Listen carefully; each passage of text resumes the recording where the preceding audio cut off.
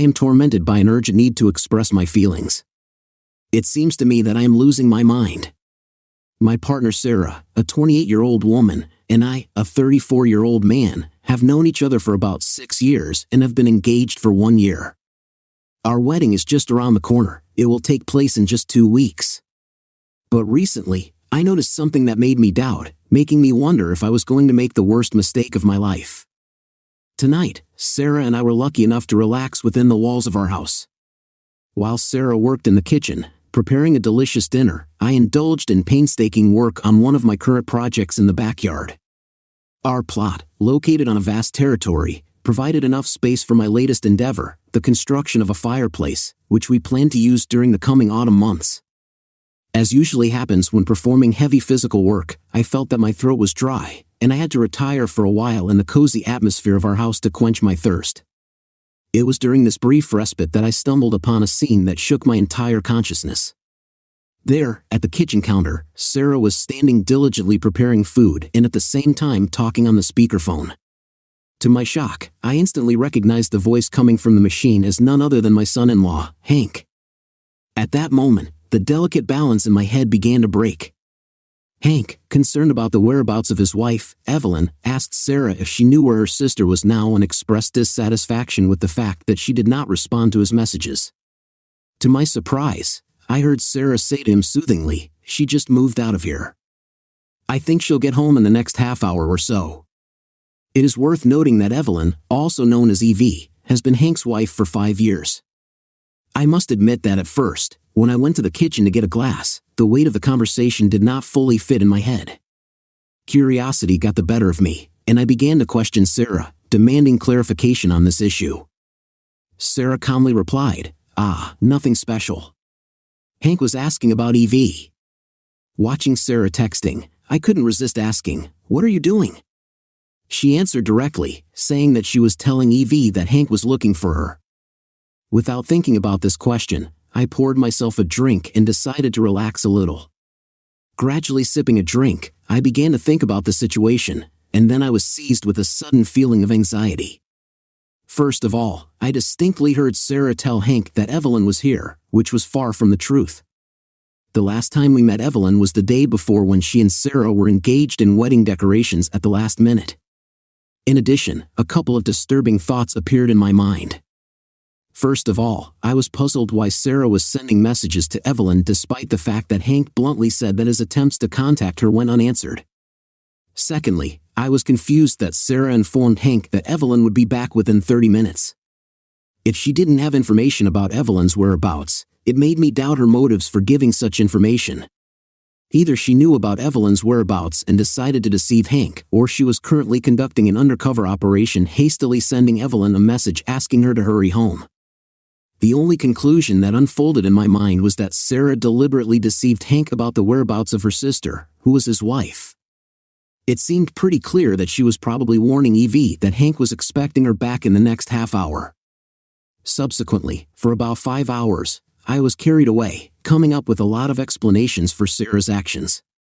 Some of these theories were quite plausible, while others looked rather nightmarish and did not give me peace of mind because I repeatedly played them in my thoughts. I was filled with a burning desire to talk to Sarah to find out the motives of her behavior. At the same time, I doubted that I would get a sincere answer from Sarah if my suspicions were really true. This brought me to the most important moment of my story, which happened about an hour ago. Waking up from the need to go to the toilet, I succumbed to the temptation to look at Sarah's phone. Given that we knew each other's passwords, it wasn't difficult to gain access. With apprehension and curiosity, I picked up the phone, went into the bathroom, and began to unlock it. Unfortunately, my fears have been confirmed, coinciding with what I feared, and perhaps many of you expected.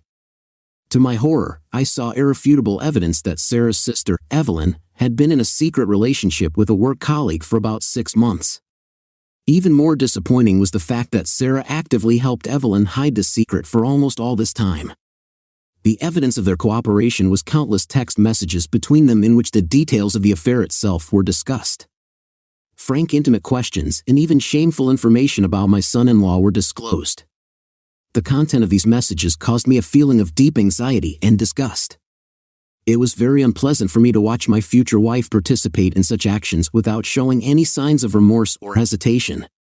After taking screenshots of the entire conversation, I carefully returned the phone to its original place.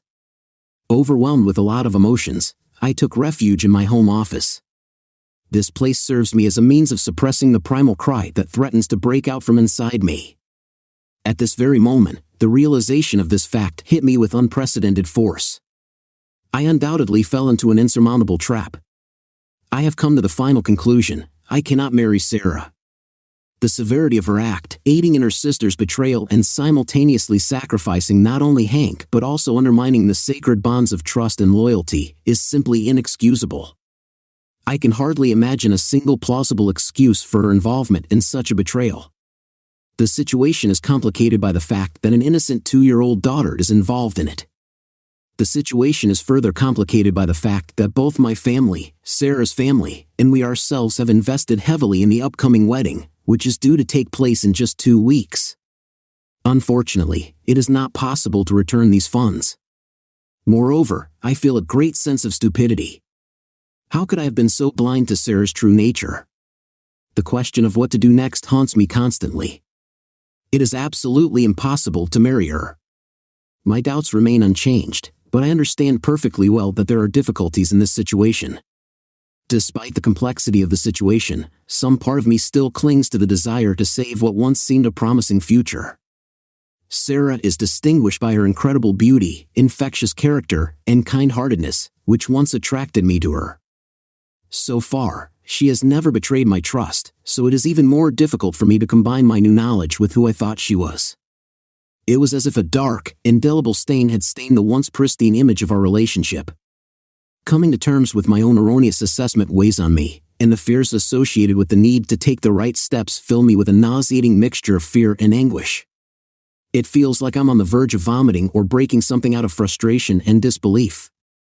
At the moment, I really need help in determining further actions and in gaining the courage to implement them. The weight of expectations from all sides falls on me, exerting enormous pressure, but I refuse to give in to this pressure. Realizing the need to overcome the consequences of this revelation, I cannot deny the anger bubbling in me caused by the fact that I found myself in this undesirable situation. It's 5 o'clock in the morning, and in just 3 hours, I have to start work. Unfortunately, I only managed to sleep for a few hours. To try to mitigate possible problems with Sarah and her sister, I plan to take a shower and come to work a little earlier than usual. I arrived at work around 7 o'clock in the morning and found the office completely empty. I decided to look into the situation and turned to my brother. Despite the fact that he lives in Australia and has just put the kids to bed, he was still awake and ready to talk. It was not easy to tell him this news, especially knowing that he had already invested a significant amount of money in a flight for himself and his family. But to the credit of my older brother, he never once mentioned it and unconditionally supported me. In addition, he expressed a good idea, which I will paraphrase: considering that unscrupulous people and scammers are often found in your work, it is necessary to put your own well-being at the forefront. Also, I now understand why I feel such strong emotions about Sarah's involvement in this deceptive situation. During our conversation, my brother also shared a great suggestion. He plans to go to Florida with his family for sightseeing and visiting parks, and it seems to him that this will be a great opportunity for the children to be accompanied by their uncle. This seems like a feasible idea, especially considering that we originally planned to spend our honeymoon in Florida. At first, we were going to meet them for a while, regardless, but now I will change our plans to be closer to my brother and his family. In addition, I am considering offering Sarah's ticket to either my sister or another relative. I'm currently drinking cup after cup of coffee, trying to distract myself and pass the time until the day progresses enough that I can turn to Hank. I just woke up this morning, and my stomach is knotted after drinking almost 2 cups of coffee since arriving. It's incredibly difficult for me to concentrate and keep my concentration. It feels like I can't take any meaningful action until I tell Hank what I've learned. So, I decided to take a sick leave and go to his house to find out if he was free. If he's not there, I'll call him and find him. Hank works as a teacher who is currently on a break, and Evelyn has the same 9-to-5 work schedule as me, so there's every chance this plan will work. I arrived at Hank's house a little after 10 a.m. He recently put his daughter to bed, and we had a long and frankly quite tough conversation in the kitchen. It turned out that he had suspected this situation for a couple of months, but Evelyn did an exceptional job of hiding her actions, apparently with the help of Sarah and a few other mutual friends. Unfortunately, I don't have a complete record of all text messages for 6 months, but I have several dozen screenshots that I sent to myself from Sarah's phone. After handing over the available evidence to Hank, I expressed my willingness to help him in any way. As an operational analyst in the Special Investigations Department of a medium-sized insurance company specializing in employee compensation fraud, I have acquired knowledge and connections that may be useful in this situation. And here I am, working on a laptop in the kitchen of my almost sibling, trying to save everything I can. Tonight, I need to talk to Sarah and immediately inform my friends and relatives about it. Now I know that I will not betray Hank. Fortunately, I was able to rebook most of our honeymoon plans, but there was a problem with one ticket since Sarah booked it in her maiden name, and our airline has strict rules regarding the change of surnames. Despite this problem, they treated it with understanding and allowed me to cancel the reservation and receive partial compensation. Then, I was able to rebook a ticket for my sister, who will be traveling to Florida in a few weeks with her brothers and nieces. So far, I have decided to postpone the cancellation of events until I talk to Sarah. It's very important that no one gets suspicious before Hank has a chance to meet Evelyn. But this afternoon, I will definitely inform my family and friends about the current situation, asking them to remain confidential. I am currently overworked, trying to cancel all the bookings that can be canceled. After a while, I will go to the bank to open a new account and arrange my bills and payments. The issue of finances has already been mentioned by my brother, and this is something that I also need to solve. Fortunately, the solution to the financial issue should not be too difficult. The mortgage is in my name since Sarah and I were not married, and given my higher income, it should be manageable. But Sarah contributed about $20,000 as a down payment, while my income is $60,000 so far. It is likely that I will have to compensate her for this amount, as well as part of the mortgage payments made over the past 16 months. Although this is associated with certain expenses, given the circumstances, it could be worse. First of all, I want to clarify the situation. I do not hate Sarah. I strongly disapprove of her actions and consider them disgusting, but I was genuinely struck by the realization of her deceitful nature in relation to other people. But I want to emphasize that I do not have any feelings of hatred for her. I am overwhelmed with a huge chagrin about the current situation and the aspect of it I'm in. Complete the fact is that our relationship has reached the point where I can't marry Sarah, despite the fact that the wedding was scheduled in just 2 weeks. If we had a couple of months, and ideally a year, to consider and resolve these issues, my approach could be completely different. Unfortunately, I don't have the luxury of time. I have to act now because it is clear that I cannot get married in the state in which our relationship is now. Therefore, I decided not to continue this path. I will consider this topic closed. It's about 8:30 in the evening, and I'm at my friend Mark's house. Mark is a former colleague of mine who works in the same field as me. As I mentioned, I work as an operational analyst in the Special Investigations Department of a reputable insurance company. In fact, my profession is akin to the work of a private detective. My responsibilities include investigating potentially fraudulent employee compensation claims. As I mentioned, he asked me for help to find out the identity of the person with whom Evelyn cheated on him. All we had to work with was a name, let's call it Jake. Initially, I started my investigation by searching for information on LinkedIn, hoping to find this person in Evelyn's network of connections. Unfortunately, my initial investigation on LinkedIn did not yield any results, which seemed strange to me. Hank informed me that Evelyn was going out for a drink after work and wouldn't be home until 9 or 10 o'clock at night. Without directly expressing his suspicions, Hank showed concern. I assured him of my support but stressed that he should accompany me in this matter. After that, I contacted my friend Mark, told him in detail about the situation, and secured his agreement to meet with us later that day to begin implementing our plan. We first went to Hank's parents' house, where they kindly agreed to look after their granddaughter. I stayed in the car while Hank went inside to discuss the situation with them. Then we went to Evelyn's place of work, which was located in a huge shopping complex where various offices were located. On the territory of the complex, there was a large open parking lot without gates. Carefully navigating the terrain, we saw Evelyn's car.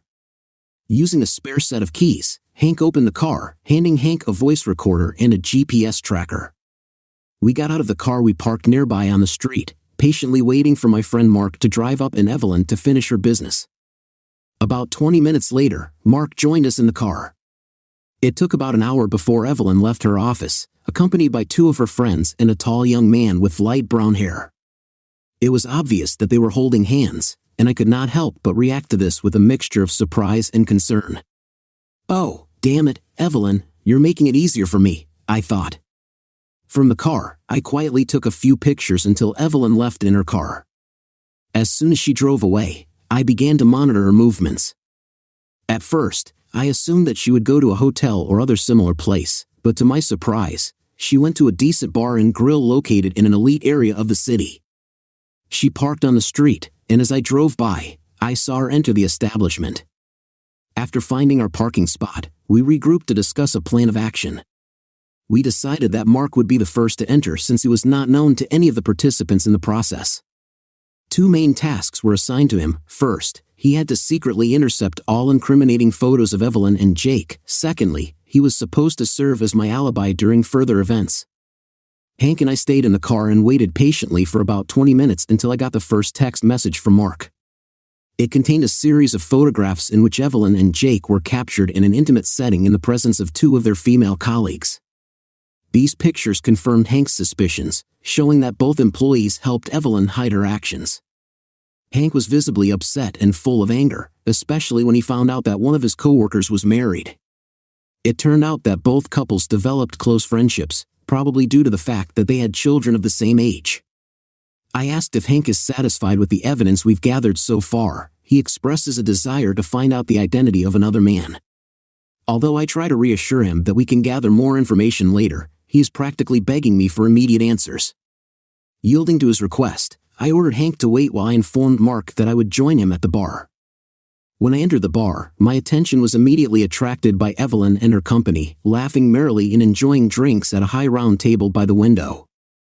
I stopped for a moment, pretended to be surprised, and then called out to Evelyn. "Evelyn, hi. What are you doing here?"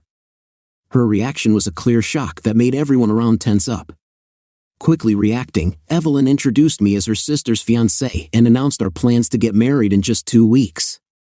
Amid the general congratulations, I kindly expressed my gratitude and extended my hand to the blonde man, introducing myself by his full name in the hope that he would reciprocate. To my surprise, his name is not Jake. After introducing myself to everyone else, I told Evelyn that I was actually here to meet a colleague, waving to Mark. I excused myself and went to him. As soon as we got together, I immediately told Mark the guy's name, which made us both quickly get out our phones and start investigating. It didn't take us long to establish his identity using his social media profile and several court cases. We quickly found information about him. Interestingly, we found out that Jake is his middle name, which brought some clarity to the situation. At this point, I am grateful that Evelyn is not connected to 2 different colleagues, which gives some relief to Hank. As we got deeper, we learned that Jake is a 26-year-old married man with a 1-year-old daughter. The unfolding revelations continue to complicate the situation, making it both intriguing and discouraging, but we continued the investigation. I quickly texted Hank the name of the guy we found, feeling a surge of impudence. I decided to try my luck and ask him to wait a few more minutes. In fact, I was playing the role of a babysitter right there in the bar, staying in full view of Evelyn and her company. Out of the corner of my eye, I watched their collective discontent, realizing that my presence was spoiling their evening. This reaction suited me.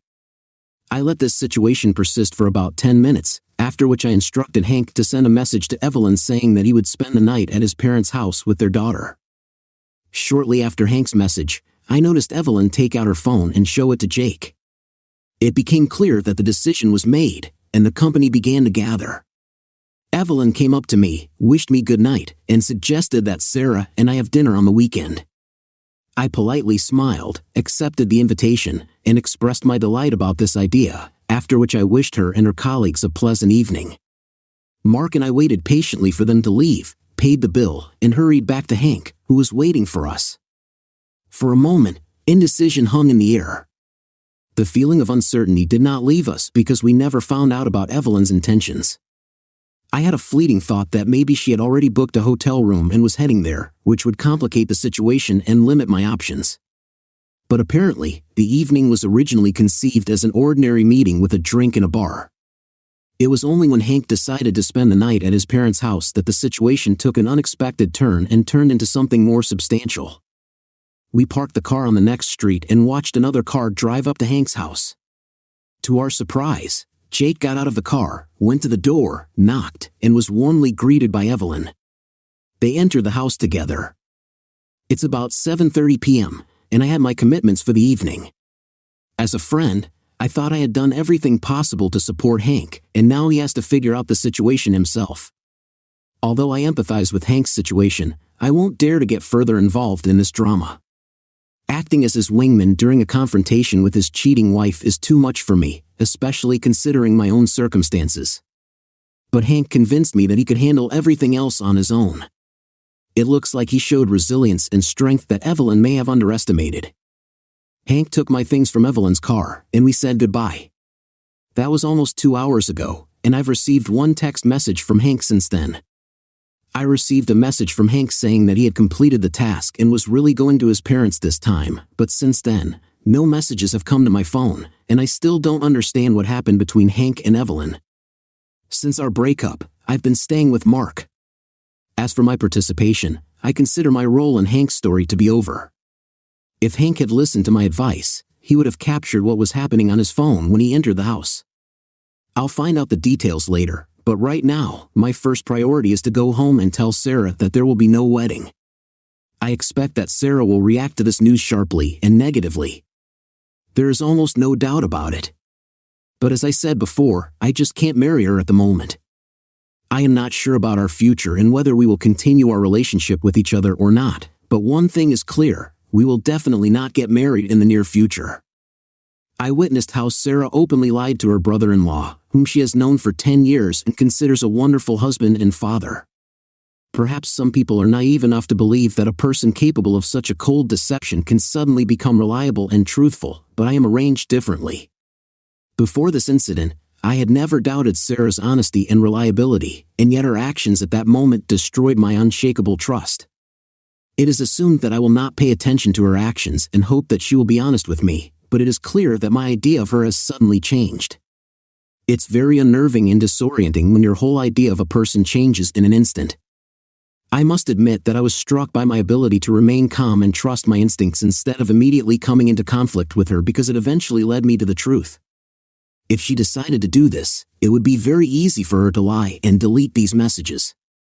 If she had lied and deleted these messages, I would have remained in the dark about the fact that she said hurtful things about her lying nature and that I do not know about her real disposition. But I'm determined to talk to Sarah when I get home. Last night, I finally talked to Sarah about the much-needed issue. It was a stressful and emotionally exhausting experience. Despite the fact that I took another sick leave and allowed myself to sleep until almost 11 a.m., I still feel exhausted. The consequences of lack of sleep are indisputable. Indeed, by the nature of my work, I can boast of countless reports filled with complex details, so when I got home to talk to Sarah about canceling the wedding, I found her comforting Evelyn on the couch.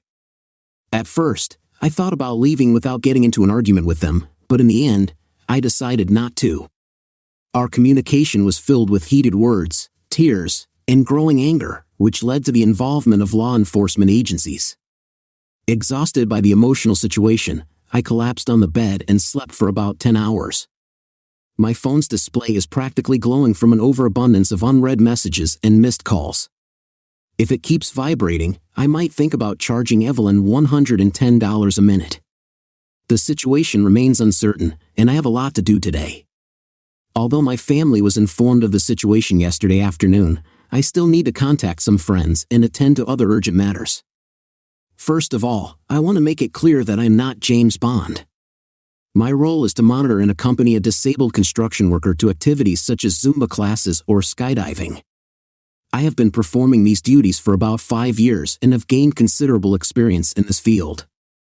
All my efforts do not go beyond using a modest $50 GPS device, which can be easily purchased on Amazon, and applying minimal social engineering tactics. The effectiveness of social engineering may surprise someone, but this is already a detail. Secondly, I want to emphasize that I am no longer involved in the mysterious Hank case. My duties in this case have been exhausted. As for the vile hobgoblin and the information that Hank now owns, it is solely his choice how to proceed, including whether or not to contact his second wife. I consciously try not to interfere in this chaotic situation beyond what has already happened. Although Hank is a close friend of mine, I am currently solving my own personal problems, which are becoming increasingly burdensome.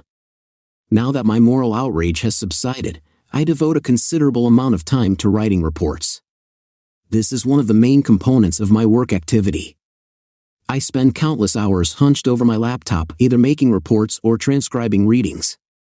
In fact, for every hour I devote to research work, I probably spend about 10 hours doing paperwork or doing research. I had no doubt that Hank would not make rash decisions, but at the same time, I did not take into account the potential risks that he could face. I admit it was an oversight on my part. I must admit that this is my personal flaw. Sometimes I think that others solve situations the same way as I do. This tendency led to the fact that I did not question Hank's actions, as it usually happens. This is an ongoing problem that I'm actively working on, but I also recognize that my emotional state was not ideal, which could affect my emotional intelligence in this situation. Finally, I understand that some people may put forward a theory that Hank may be a violent person or about other unknown factors that may complicate the situation. While I always strive to consider all points of view, it is important to recognize that without a full understanding of the circumstances, it is difficult to draw precise conclusions or give definitive answers. Although I cannot fully grasp the magnitude of the situation, I believe that if Sarah had acted differently, had not encouraged and supported Evelyn, the current circumstances could have been completely different. If we consider that Sarah really played a role in these events, then it was thanks to her that we found ourselves in this situation. After last weekend, I decided to accept the situation as it developed. The truth has already been revealed, and I firmly believe that I did not do wrong. Indeed, there is something to discuss, given the numerous events that have taken place. First of all, it's worth noting that I left Mark's house quite late that evening. Sarah already knew that I was meeting with Mark to discuss business matters, although she did not suspect that we were talking about her sister's affair. A few hours passed, and I began to unnecessarily delay returning home, mainly because of the fear of meeting Sarah. After receiving 2 or 3 encouraging words from Mark, I plucked up the courage and wrote to Sarah, informing her that I was going home. In my car, as I mentioned in a previous post, I was genuinely overwhelmed by what awaited me upon arrival. When I entered the house, I was amazed to see Evelyn sitting on the couch, visibly upset and tearful, next to Sarah. I didn't see Evelyn's car parked outside the house, and this unexpected sight took me by surprise.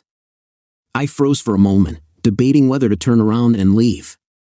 I had not imagined such a scenario and understood that Evelyn's presence would only aggravate an already difficult situation. But I had certain deadlines, and I had to report the incident to my friends, which forced me to continue working despite the additional difficulties associated with the presence of Evelyn. The preparations for the wedding, which had to be canceled, and the acute feeling that time was running out constantly reminded me of this. When I entered the room, both Sarah and Evelyn looked at me, acknowledging my presence. But instead of the expected barrage of accusations, an awkward silence reigned. I returned my gaze to them, raising my eyebrows in confusion. The moment dragged on for a short time, and then Evelyn continued to cry, and Sarah continued to try to comfort her. I let the awkwardness hang in the air for about half a minute, using this pause to collect my thoughts. It turned out that Hank decided not to disclose my involvement in the disclosure of Evelyn's affair. Curious about how Sarah would react, I decided to pretend I didn't know anything.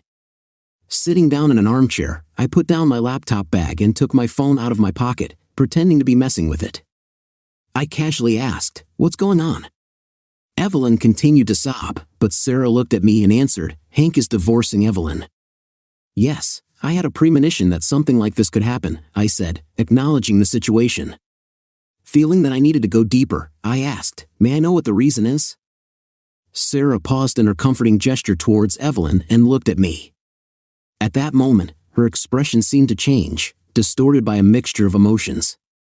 It was like the expression on the face of a 5-year-old child when he is told to eat broccoli or finish beans, a mixture of defiance, submission, and perhaps a hint of guilt. Even without being aware of the sisters' relationship, it was clear from Evelyn's reaction that there was unspoken tension between them. There was a long-awaited pause before Sarah finally replied, "She cheated on him." I must admit that this revelation took me by surprise. It wasn't what I expected at all. Although some cynical readers may object that since the truth has already been revealed, there is no point in hiding it, I couldn't help but be surprised by the directness with which Sarah did it. She could have pretended to be ignorant or phrased the question differently, just like Hank did. Instead of directly accusing Evelyn of cheating, Sarah, in fact, confirmed it right to my face. It may seem to me that I'm being too picky, but my profession obliges me to pay attention not only to what people say but also to how they say it. This subtle difference has not gone unnoticed. Evelyn's reaction to this revelation was obvious. She sank down on the sofa, letting out a sigh and a sob at the same time. Despite the fact that I had a desire to continue the conversation and delve into the essence of the issue, I began to stumble in the middle of a word. Sarah most likely took my reaction as a shock, and to some extent, she was right. Although not in the way one might assume. Without saying a word, she just nodded in response, and her hand continued to gently stroke her sister's shoulder. Taking the opportunity, I asked the obvious question, "How long has this been happening?" Surprisingly, the answer sounded much easier than I expected. "It's been 6 months," Sarah admitted, surprising me with the ease with which she revealed the extent of Evelyn's infidelity. Sarah abruptly pushed her sister's hand away, and even she seemed shocked that she had spoken the truth out loud. Leaning back in my chair, I sighed and rubbed my face, gathering the courage to tear off the remaining pieces of the plaster. "It's time to strike the final blow." "We're not getting married," I said firmly. Stunned silence reigned in the room, both sisters with expressions resembling bewildered goats amid the general confusion. A chorus of "what?" rang out from their mouths. Rising to my feet, I repeated my statement without hesitation. "I'm serious. We're not getting married." In response to this, Sarah quickly got up from the sofa and opened her hands, thereby demonstrating her disbelief, as if saying, "You're kidding." But I held my hands out in front of me, emphasizing the seriousness of my decision. "I'm serious," I repeated firmly. "I don't like all this. I don't like your involvement in this situation, and I can't marry you. Given my feelings, that would be a mistake." Almost immediately, tears began to flow down Sarah's face. Evelyn's mouth twisted into an unusual shape, as if she was trying to inhale air. Sarah let out howls of despair, accusing me of not loving her and appealing to my sense of duty. She complained about the loss of money, the inconvenience caused to our friends, the awkwardness of the situation. Despite the fact that these thoughts had already crossed my mind, hearing them from Sarah, bursting with sobs, was completely different. It was at this emotionally charged moment that I probably made a significant mistake. In an effort to emphasize the finality of the situation for Sarah, I made a statement that may not have been entirely accurate. Trying to show the seriousness of the decision, I said, "Look, I've already canceled the honeymoon. He won't be there." Although this gesture was meant to emphasize the irreversibility of our decision, I didn't really know for sure how long Hank intended to keep my involvement a secret. The moment the words left my mouth, I realized that it was a verbal bomb, an explosive statement ready to destroy the fragile calm. The explosion, as expected, was almost instantaneous. Evelyn, showing her characteristic sharpness, quickly caught the subtext, perhaps relying on her ability to deceive her husband for a long time. I could almost see how it dawned on her when all the pieces of the puzzle fell into place, linking my presence in the bar at the beginning of the evening. In a fit of anger, she screamed, "You bastard," and rushed across the room to me. While I'm proud of my ability to handle situations like this, the force with which Evelyn threw herself at me took me by surprise. Staggering, I barely had time to defend myself as her nails began to scratch my face. Barely holding the phone still clutched in my hand, I managed to push her away and urgently shouted, "Evelyn, leave me alone. Sarah, calm your sister down." Despite Evelyn making another attempt to throw herself at me, Sarah, to my surprise, immediately intervened and did everything as I asked.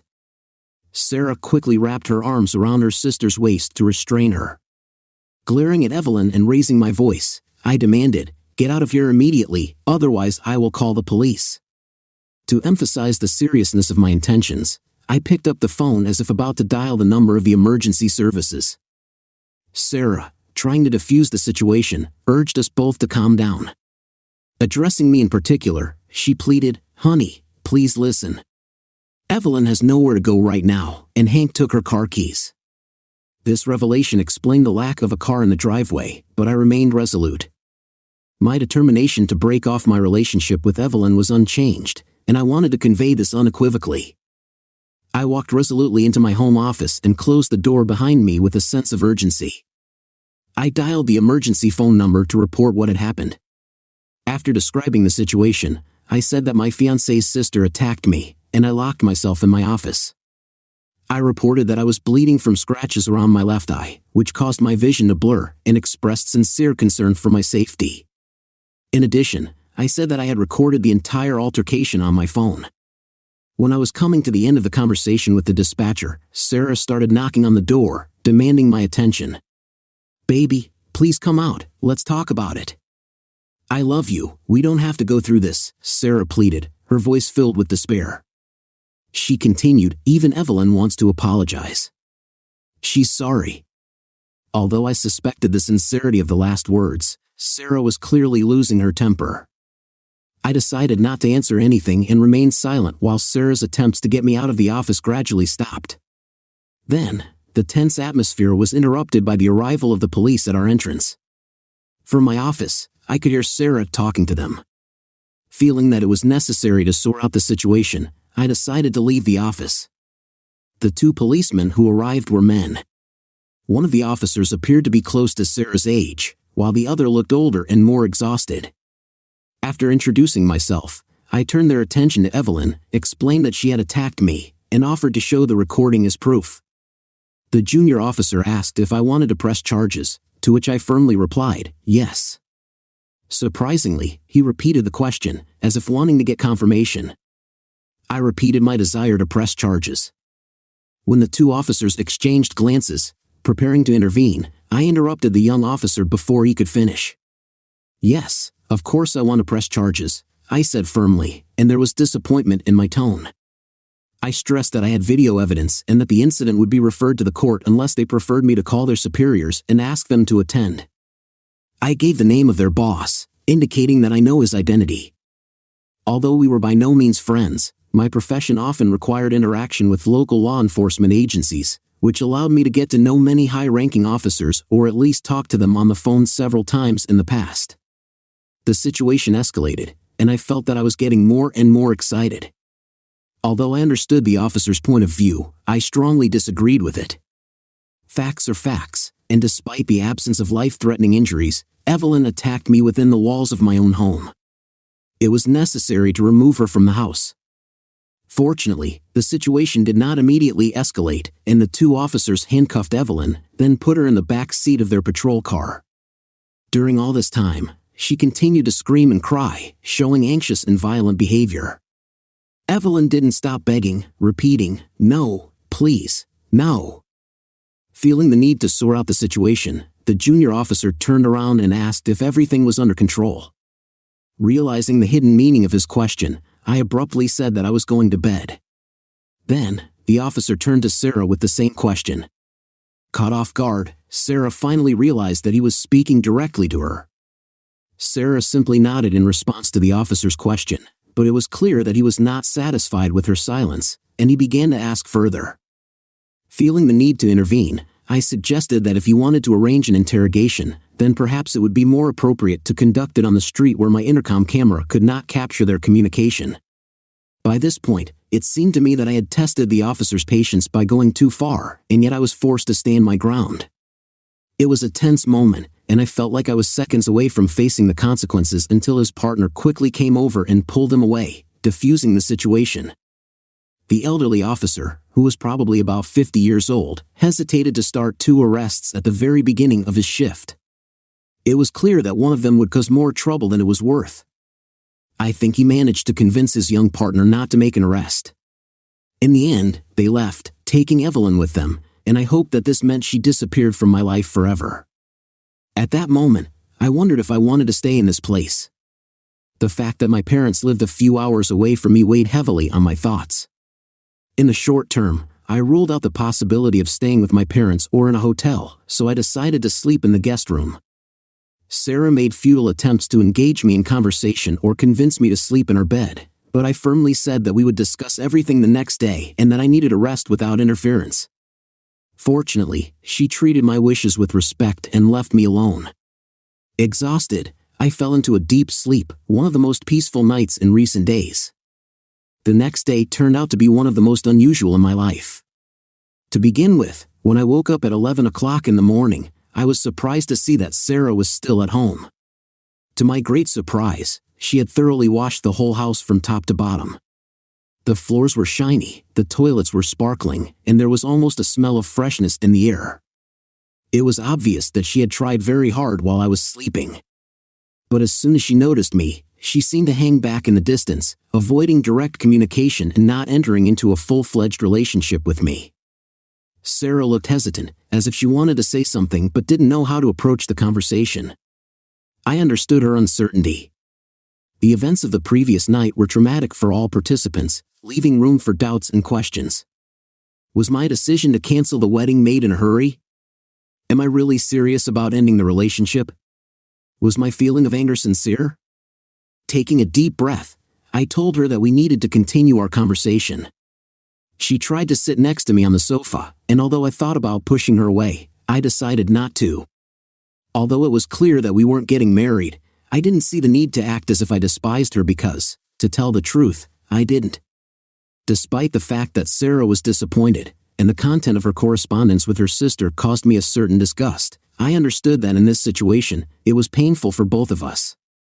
And the last thing I wanted was to aggravate this pain or bring the situation to the point where it became even more complicated than it was. It took me extra effort to calm Sarah down and let her know that the wedding was indeed and unconditionally canceled, but it was difficult for her to accept this reality. To say that she didn't take it very well would be an understatement. She was completely shattered by this news. Sarah's emotions overwhelmed her, which several times led to attacks of nervous breakdowns. Although I managed to stay relatively calm, it was important to realize that this was not only my decision, but also that I had more time to make it. In the end, she asked the weighty question, "What about us?" My decision to cancel the wedding could be compared to the bomb that blew up our 6-year relationship. But at that moment, I was unable to give Sarah a definite answer. I just didn't know. I frankly admitted that reading these messages revealed a side of her that I hadn't suspected before, and it made me doubt her and our relationship. I expressed my bewilderment as to why she participated in Hank's humiliation by Evelyn and joined in such behavior. During our conversation, I told Sarah about her complicity in Evelyn's actions, including that she pushed her not only to cheat on Hank but also to betray their own daughter. Throughout the conversation, she repeatedly admitted that she had done wrong. When I demanded explanations from her, she could not give them, simply admitting that she was carried away and considered it necessary to choose her sister. In response, I expressed the belief that a good sister is one who guides and supports you on the right path and does not give permission for offensive behavior. Sarah agreed with my point of view and promised that she would try to improve and correct her behavior in the future. Sarah admitted that in their childhood, Evelyn was always the dominant figure, and Sarah often played the role of a follower. I can empathize with this dynamic since I also have an older brother and sister. But my situation was different in that my older sister was a decent person, while Evelyn turned out to be just despicable. Perhaps thanks to my experience and limited communication with my siblings for many years, I understood better how to build such a relationship. In contrast, Sarah seemed to have a hard time resisting Evelyn's influence. As a result of an unexpected turn of events, I am facing the second major shock in my life, all within 48 hours. Sarah expresses her dissatisfaction, constantly repeating the phrase, "This is unfair." I'm curious to know what she's unhappy about, so I ask, "What exactly do you think is unfair?" Her response takes me by surprise. She accuses me of having candid conversations with Mandy, a woman on Instagram who happens to be married. She talked about how much she was hurt by this incident in the past, but she was able to overcome it. Perplexed, I tried to figure out exactly what she meant. I had doubts about the identity of this person named Mandy, whom Sarah called a bimbo wife. I expressed my bewilderment, asking myself if Sarah's accusations were caused by the use of illegal drugs or a possible mental disorder. I admit that my words may not have been very pleasant, but I emphasize that I have not engaged in any form of online intimacy or communication with anyone, especially with an Instagram user involved in explicit content on OnlyFans. When the tension escalated, I raised my voice to sharply protest against these accusations. Sarah, overwhelmed with emotions, continued to scream through tears, saying that she really witnessed these messages last year but chose not to raise this issue until now. It became clear that Sarah intercepted illegal conversations and stopped them. It looks like she was monitoring my social media activity from my home computer while I was at work, which should have passed without incident, since my online connections consist mainly of family members and a few colleagues. Trying to gain trust, I suggested that she open access to all my accounts for verification. But in response, she started accusing me of lying, ignoring my attempts to prove my innocence. The situation escalated, and she started throwing objects at me. Sternly, I warned Sarah that if she continued to throw objects, I would have no choice but to kick her out of the house, just as it happened with her sister. Annoyed and angry, she hurls insults at me and then runs into the bedroom, slamming the door behind her. In complete shock from what was happening, I entered my office, turned on my computer, and began to search for information about a man named Mandy, in connection with whom Sarah accused me. To my surprise, I suddenly discover that a person who fits the description of bimbo wife Mandy does have an Instagram account, a Twitter profile, and even a page on OnlyFans. When I clicked on one of the links on Instagram, an image of a woman with an incredibly curvy figure appeared in front of me, defying any scientific explanation. Interestingly, Australia is indicated as her place of residence. It suddenly dawned on me. I remembered how my brother came to us from Australia last Christmas. I distinctly remember letting him use my office computer to play games, as he had a strong jet lag. When I put this whole puzzle together, it became clear to me that my brother, after his wife and children went to bed, most likely went to Instagram or OnlyFans to engage in paid conversations with this person. It is very unpleasant to discover such behavior of a person whom I thought was a great guy. Despite the fact that I desperately want to meet my brother and vent all my frustration on him, a significant time difference, 2 or 3 in the morning, makes me postpone this conversation. But I still feel restless, like in a whirlwind of emotions, trying to make sense of everything that happened. A deep sense of disappointment overwhelms me when I look at the actions of the people around me. I can't help but wonder what this world has come to. Trying to understand the situation, I briefly think about the connection between my brother's actions and Sarah's connection with Evelyn. But despite all my efforts, the pieces do not add up to a single whole. Perhaps Sarah differs from me in her greater capacity for tolerance and forgiveness, which explains why she decided not to conflict with me after learning about my brother's act. And yet, I think with longing that she should have paid attention to this problem when she first found out about it. I regret the missed chance to engage in a direct conversation with Sarah, where I could share my personal beliefs and show how I act in similar situations. Perhaps this exchange of opinions would have shown a positive influence on her in the future, or maybe it would not have changed anything at all. Reflecting on the volume of this text, I realize that it has turned into a long novel. I admit that I spent most of the morning, time that should have been devoted to work, on presenting my thoughts on these pages. Although I feel a sense of relief that I've spoken out, as serious as our financial loss has become, the fact that our relationship is terminated becomes just as undeniable. It was a foregone conclusion from the very beginning. Sarah's parents, for obvious reasons, keep a lot of anger in themselves, and I can only imagine how voodoo dolls like me, in a fit of anger, stick them with needles.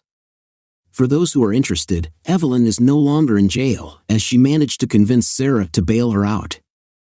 I criticized Sarah for this decision, going so far as to call her my sister's subordinate, expressing my disapproval.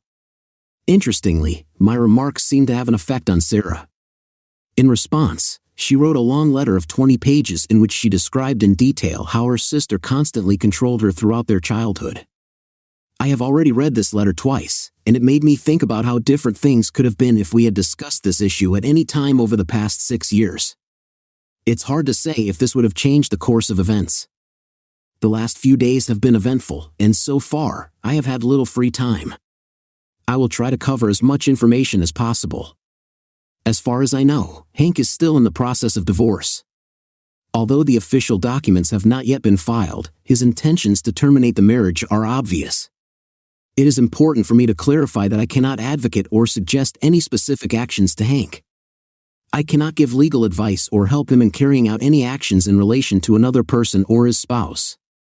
Hank is an adult who can make his own decisions about the current situation, and my role as his friend is to support him and be there for him. I'm willing to help Hank with advice if he asks for it, but ultimately, the decisions he makes regarding his situation are his own. Of the many girls using Reddit to post their photos, it could have been any of them mentioned in the article. I want to clarify that I did communicate with Mandy, who surprisingly turned out to be very helpful, confirming something for me. She turned out to be a genuinely nice person, but it is important to emphasize that we have no romantic intentions or plans for the future. Mandy is happily married, which has lasted for almost 2 decades. Of course, Mandy's marital status and her devotion to her husband should have been clear from the very beginning. In addition, given her bright personality and presence, she cannot always cope with a person like me. Dealing with insurance, I assumed my brother was using my work computer to communicate with Mandy, but due to the time difference, I didn't have time to contact him. I am the type of person who prefers to solve problems as soon as they appear. I tend to dive into problem solving and actively look for solutions. And although this way of thinking helps me well in my chosen profession, in situations like this, it brought me to the brink of insanity. Realizing this, I made a conscious decision to take a deep breath and put everything on hold for a while. Instead, I focused on solving an urgent task, to contact all those invited to the wedding but have not yet received information about the cancellation of the event. After I informed my parents and they passed the news to our relatives, the task remained to personally notify all the guests. From the list of invited to the wedding, only Sarah and I had a complete guest list, so this responsibility fell on me. Out of respect for my friends, I decided not to send text messages but to make a phone call. But looking back, I can say that this decision was not easy because each call usually led to a detailed explanation of the reason for the cancellation of the wedding. Although I could have offered a different excuse, it seemed important to me that people understand that my decision was not made lightly and without careful consideration. I wanted to make sure that people understand that the cancellation of the wedding was not for trivial reasons, for example, because of cold feet or an accidental change of mood. It was important not only for my own reputation but also to show respect to those who pledged to come to the wedding to support Sarah and me as a couple. Therefore, communication with all the guests was delayed until late in the evening, which coincided with the morning time in Australia. Although I knew what actions I needed to take next, I wanted to make sure everything was carefully planned before getting to work. Feeling the need to take a break, I retired to the kitchen and made a sandwich. When I sat down at the table to eat and think about how best to deal with the situation with my brother, I noticed that Sarah was not at home. Not knowing when she left, I decided to focus on my thoughts. For simplicity, we will call my brother Carl. Despite the significant age difference, 13 years, Carl and I have always had a close friendship. In many ways, he played the role of a parent in my life since my earliest memories are associated with the time when he took on this role of educator. By the time I began to form long-term memories, Carl was already on the verge of adulthood. Despite this, he always found time for me and did things that most teenagers most likely avoided. His maturity and wisdom made an indelible impression on me, and I treated him with great respect. I still can't understand that in my house he was communicating not with his wife but with another woman, and I had to determine what to do in this situation. It was clear that I needed to tell Carl about his actions, but against the background of the discord in my relationship with Sarah, I doubted that his confession really mattered just to clear my name. Given the current situation, I doubted if anything could be saved at all. For the sake of observing the rules of behavior, I found it necessary to express my anger and urge him to stop his behavior, but I was thinking about whether to report the situation to his wife, whom we will call Karen. Therefore, in this case, we will use the names Carl and Karen. Whether I would share the information with Karen depended on what Carl revealed to me and whether I found his explanations plausible. After finishing the meal, I logged into Facebook and initiated a video call with Carl. Given that Carl's work is mainly connected with a remote office in the field of information technology, he was usually available during the day. Today was no exception, and he promptly answered the call. After a couple of calls, we exchanged greetings and struck up a conversation to set the tone for the conversation. Wasting no time, I immediately got down to business and asked Carl if he had used my computer during his visit to communicate with women on the internet. Carl's expression froze for a moment, and he bent down, disappearing from the camera's field of view, apparently closing the door of his office. After a short pause, he admitted, "Yes, it is." Disappointment bubbled up in me, and I let out a sigh. I went on to explain to Carl that Sarah had mistakenly attributed his flirting to me because he was using my computer. I stressed that I would not like to take the blame for his actions. I asked Carl directly if Karen knew about his actions. Uncertain at first, he hesitated for a few seconds, stumbling over the words. In the end, with a guilty look, he admitted that no, Karen didn't know about it, and he would prefer it to remain that way. He went on to say that after the birth of their youngest child 4 years ago, their relationship faced significant difficulties, especially in the bedroom. Carl has always been a private person, especially in intimate matters. Historically, Carl has always maintained a certain confidentiality when discussing intimate matters with his younger brother, but during this conversation, he opened up and talked about what problems they have in common. He said that their relationship had deteriorated significantly because he was tired of constant refusals, and Karen looked exhausted despite his efforts to help around the house. Gradually, these problems began to arise for himself, which led to anxiety. In those rare cases when Karen showed interest in intimacy, as a result, their situation continued to deteriorate. Carl expressed his disappointment, saying that regardless of the amount of household chores he did and the time he devoted to caring for the children, he could not create any intimacy with Karen. It just didn't happen. As a result, he began to go to his office at night to work. Carl even used quotation marks when mentioning it, but what at first was a means of legitimate work gradually turned into a compulsive dependence on OnlyFans sites. Taking advantage of the privacy in his office, the situation quickly escalated into a mess. I asked Carl if he was still engaged in this activity, but he categorically denied it. Although his sincerity looked genuine, some nagging feeling in the depths of my soul told me that something was wrong. Perhaps this was due to the fact that recently I had to face deception, but it hurt me to doubt my own brother, a man who has always been reliable and honest throughout our life together. It was very unpleasant to get into such a situation. The situation I found myself in was certainly difficult. On the one hand, if I wanted to justify myself, I had to convince my brother to admit to Sarah that it was all his fault. But at the same time, there was a risk that Sarah, out of spite, could inform Karen about what had happened. Although I thought it would be better if Karen found out the truth, I was uneasy that I could detonate a bomb in my brother's marriage because of what he said he had already put an end to. I was faced with a moral dilemma that was in the gray zone. At first, I didn't have a clear answer what to do, but I advised my brother to honestly tell his wife about the current situation and think about seeking advice from his spouse. To my surprise, he told me that they have been going to consultations for the last 6 months, and this has helped to some extent, but getting a prescription for generic Viagra helped him to really change the situation. Surprised by such a discovery, I involuntarily threw out a sip of water I had just taken, accidentally splattering the computer screen. Carl said that they are actively working on the resumption of intimate life. Carl explained that thanks to generic Viagra, he had no worries about his performance. As a result, he and Karen were able to enjoy intimacy several times a week. Now they are looking forward to these moments when their children fall asleep. The general message that Carl conveyed was, "Things are on the mend, please do not hinder our progress." I sincerely and categorically did not want to be in this position, not only for the sake of Carl and Karen but also for the sake of my own peace of mind. The decision I had to make had serious consequences not only for Carl and Karen but also for my 2 nieces. If Carl's explanation was true, then intervention could disrupt the relationship, which was slowly being restored. The outcome was uncertain, and although it might disappoint someone, I thought that the best course of action would be to wait and observe. After all, I had a personal meeting with Carl in a couple of weeks.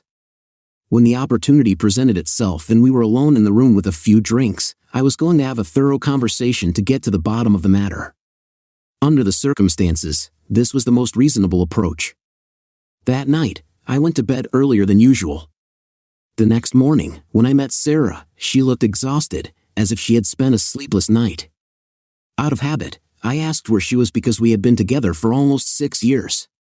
She explained that she had gone to the courthouse for Evelyn's court hearing to post bail. It turns out that the courts in our area close at 1 o'clock on weekends, which is why she disappeared shortly after I entered my office. She went on to say that after posting bail, she took Evelyn to her parents' house and spent the night there. Sarah stressed that it was difficult for her to explain to her parents that I canceled the wedding.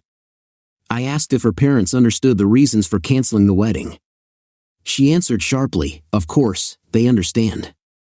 Trying to keep calm amid the increasing stress caused by this ordeal, I unfortunately responded with a childish, rude remark, "Aren't you planning on moving there so that both girls are at home?" Unfortunately, my words lacked maturity and empathy. The actions to release Evelyn from prison caused me deep disappointment and irritated Sarah. In response, she said, "You don't have to be an ass about this." Realizing the effect my harsh words had on her, I tried to moderate my ardor. We stood silently in the living room of our house, feeling distant from each other. A minute or two passed in silence before Sarah broke the silence. "Our parents will arrive at 3 o'clock, she informed me. My immediate reaction was disappointment, and I couldn't help but cry out at the thought that she hadn't consulted me about it. But I quickly realized that my irritation was caused by my self-esteem. In fact, the meeting with the parents was necessary to discuss the organization of the wedding and the remaining advances. In addition, I understood that it was important to talk about our relations and further actions in a civilized manner. While preparing for a face-to-face meeting, I tried to keep myself busy and distract myself. But on Sunday, apart from aimless pastime, there was not much to do. The anticipation of what lies ahead made it difficult to enjoy the minutes leading up to the meeting. But then it was 3 o'clock in the afternoon, and our parents joined us. We gathered around a large kitchen table that Sarah bought just a month after we moved into this house. It was a second-hand table, but it served its function.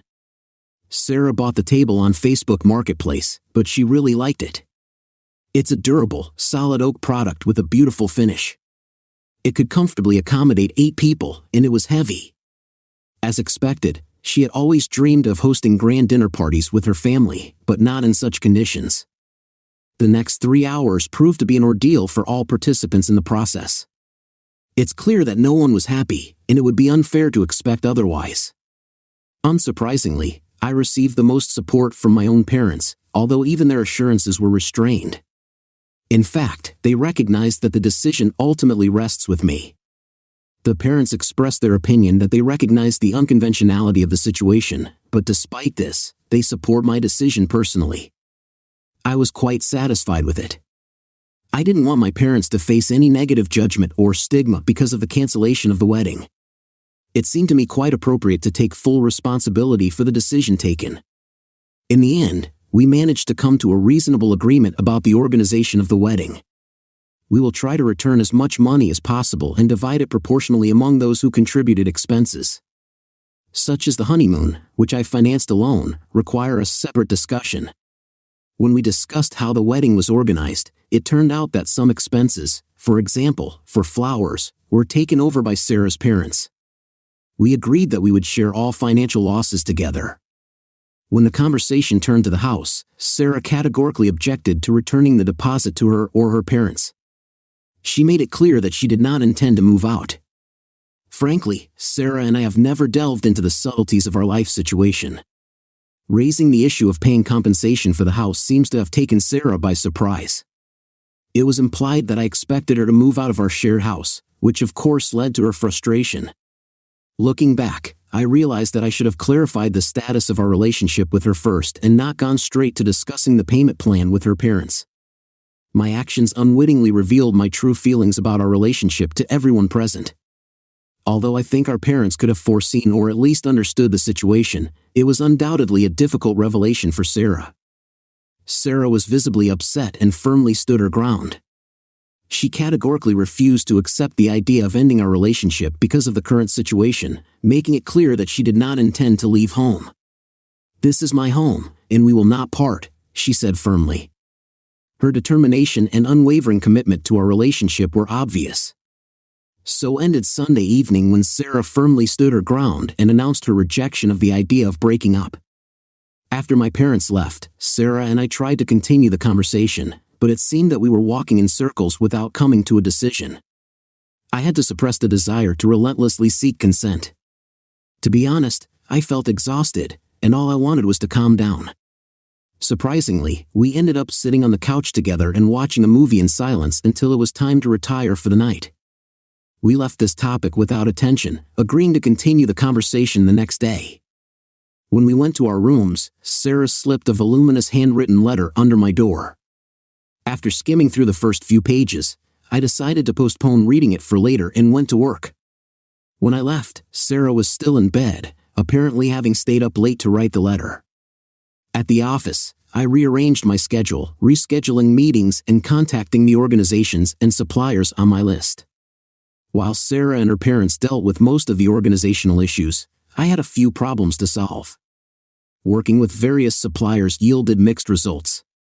In particular, the catering company insisted that I pay for a significant part of their services, arguing that most of the products had already been purchased. I strongly objected, doubting that they expected me to eat week-old steak. Unfortunately, my arguments were ignored. I tried to reason with the woman in charge of catering by explaining the situation to her, but it only seemed to strengthen her determination to make me responsible for the expenses. In the course of completing the remaining tasks, it turned out that some suppliers were determined to get as much money out of me as possible. But there were exceptions. For example, the DJ I hired for the entertainment program showed great kindness by returning almost the entire amount of payment. Although it wasn't a very large sum, I appreciated the gesture. Continuing my day juggling phone calls and work duties, I took the time to read Sarah's letter. Given its volume of 20 pages, I will give a summary. In fact, she described in detail our shared experiences since childhood and expressed her deep love and commitment to our relationship. In the letter, Sarah openly told that throughout her life, she had been bullied by Evelyn. To deal with this abuse, Sarah adopted a strategy of submission, agreeing with everything Evelyn wanted to hear. She further explained that this approach has become a common model in her life as she has become afraid of rocking the boat, causing conflicts, and even sometimes expressing her own opinion. Reflecting on this revelation, I realized that upon closer examination of our relationship, I did not pay attention to Sarah's tendency to give preference to harmony over her own needs and desires. On reflection, I realized that in our relationship, Sarah often showed herself as an almost perfect girlfriend. I mean, she rarely disagreed with me, rarely put her plans ahead of mine, and rarely categorically opposed what I wanted to do. She constantly tried to appear compliant and helpful, often acting as a woman who agrees.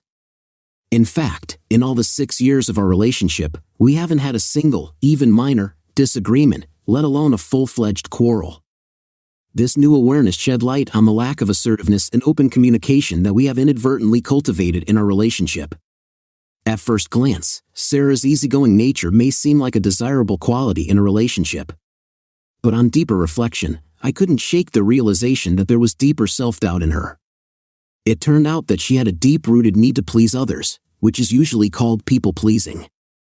If you look at our relationship through this prism, a lot of things began to make sense, and I began to realize that despite the 6 years I spent with Sarah, I didn't know her as well as I thought. It seemed that she had created a mirror facade reflecting what she thought others wanted to see rather than revealing her true identity. It became clear to me that Sarah's actions and behavior were only a reflection of what, in her opinion, others wanted to see, including her image of the ideal girl in our relationship. But she never really let me see the real person hidden beneath the surface. The text messages I found only reinforced this idea as they turned out to be another reflection, this time a mirror image with all its flaws and imperfections. It may seem strange, but it seemed to me that we were in an unequal relationship when I was kept at arm's length from the real Sarah.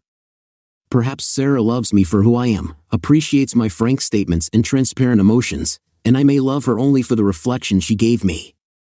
This idea is puzzling, and if it seems too abstract or philosophical, then I also relate to this feeling. It seems like an elusive concept that I'm still trying to grasp with my fingertips. I know for sure that in these few days, I have learned more about Sarah than in the entire time of our 6-year relationship. The letter she wrote to me opened the door to a deeper understanding of who she really is.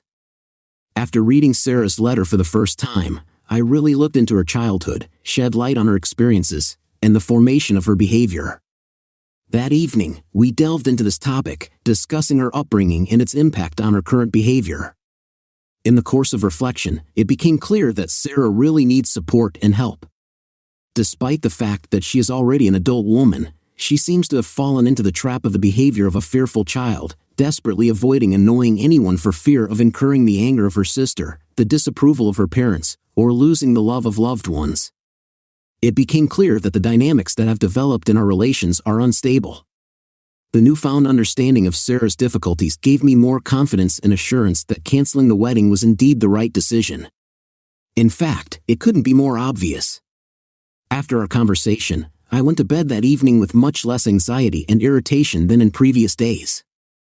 Otherwise, I will continue to spiral indefinitely.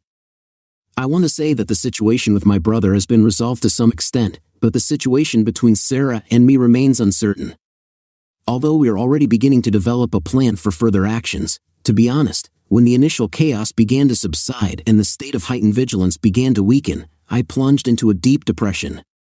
This deprived me of the motivation to do anything, and the thought of talking about the events in my life became incredibly undesirable. Anyway, I want to inform you that the wedding date has already passed. Now I am on vacation with my brothers and sisters and my brother's family, and it seems to me that most of the events of the past are already behind me. Now about the news. First of all, which is especially important since it seems to worry many, my brother and his wife are doing well. As I mentioned earlier, I advised my brother to talk openly with Karen about his connection with the Australian girl on OnlyFans, who, by the way, is a really wonderful person. I also mentioned that I received confirmation from Mandy confirming my brother's version of events. According to her, the time frame coincides, and moreover, his account on OnlyFans no longer exists, although it is possible that she may lie to protect the client. I sincerely believe that this is not the case, based on how I communicated with her. As for my brother, he actually talked to his wife about what happened during one of their marital consultations. My sister-in-law preferred to consider this situation as spilled water and seems to have moved away from it. But last week, I still took the opportunity to talk to her alone to make sure that she really doesn't mind all this. To summarize her response, she said, "We're not as innocent as you think. We both consume adult content, and that's how I perceive this situation. Not that he was going to have an affair with her." When I suggested a hypothetical scenario of my brother visiting an intimate sphere worker, noting that it is allowed by law where they live, she admitted that in this case her point of view would be different. But judging by the sounds coming from their hotel room last night, it seems that things are going well for them, and apparently the situation with the bedroom, which had previously haunted them, was effectively resolved. To be honest, it seems that they are taking full advantage of the current circumstances. Since my sister took Sarah's place, they agreed to swap rooms with her, allowing the children to stay with my sister. The children, being little girls, are very happy to spend the night with their aunt, and we have 2 reliable nannies who are happy to look after them at this time. As for my brother and Karen, they managed to get away from parental responsibilities for a while and do things that are better not to mention. Despite the criticism, I gave my brother the opportunity to fix the situation on his own. I'm sure that it was the right decision. The differences between my brother's actions and the situation with Evelyn are like comparing day and night. They are fundamentally different in their essence. I firmly believe that engaging in virtual activities with a person you know professionally cannot be equated to an active romance. Moreover, the way I acted in this situation is significantly different from what Sarah did. As mentioned in my previous post, she not only hid the fact of the affair from Hank but also participated in humiliating conversations about him. Although Sarah made a few more comments, which I will not disclose here for various reasons, it is obvious that our reactions to the relevant situations radically differ. Let's move on to discussing the wedding itself. It's safe to say that both my family and Sarah eventually suffered significant financial losses, but we foresaw such an outcome. In negotiations with the supplier, I sought either an increase in the refund amount or the opportunity to receive excess ordered dishes. As a result, we agreed on the latter, and a significant number of frozen steaks, chicken, and fish were delivered to my parents' house. My parents distributed the surplus products to those who showed interest. In addition, wedding gifts from distant relatives have arrived, which are now stored at my house until they are returned. The wedding date has recently passed, and for the sake of our emotional well-being, Sarah and I decided to hold it separately. As for the situation with Hank and Evelyn, it seems that it will not be resolved in the near future. Hank is determined to divorce Evelyn, but emotions are running high, which makes this process difficult for him. The divorce process turns out to be difficult for Hank primarily due to Evelyn's persistent requests to change her mind. Everything is complicated by the fact that the beginning of the new school year means that Hank will return to work with his students and will not be able to deal with their daughter every day. These changes undoubtedly have an emotional impact on him because he found comfort and support in spending time with his parents and child. Despite the desire of some people for a tough line of behavior, Hank seems to have decided not to make a fuss about the situation at Evelyn's workplace. Despite the fact that Hank could jeopardize their work due to their careless actions during business trips, he decided not to take any action yet. Besides, he didn't tell Jake's wife about the affair, which I personally disagree with. When I asked him about these decisions, he simply stated that he was in no hurry to act. With evidence such as text messages, photos from the pub, and a video taken at the entrance to the house, Hank has the opportunity to expose Jake when he sees fit. Hank, a common carefree teacher who usually leads a more carefree lifestyle, seems to get some strange satisfaction from watching Jake squirm. He seems to enjoy making Jake feel the pressure and uncertainty of the situation. On the other hand, Hank may be getting satisfaction from the fact that Evelyn fully understands that she is nothing more than a byproduct for a married man. I can't say for sure, but it's obvious that Hank has become somewhat darker, which is understandable given the circumstances. As for Evelyn, my knowledge is limited to what Sarah shared with me.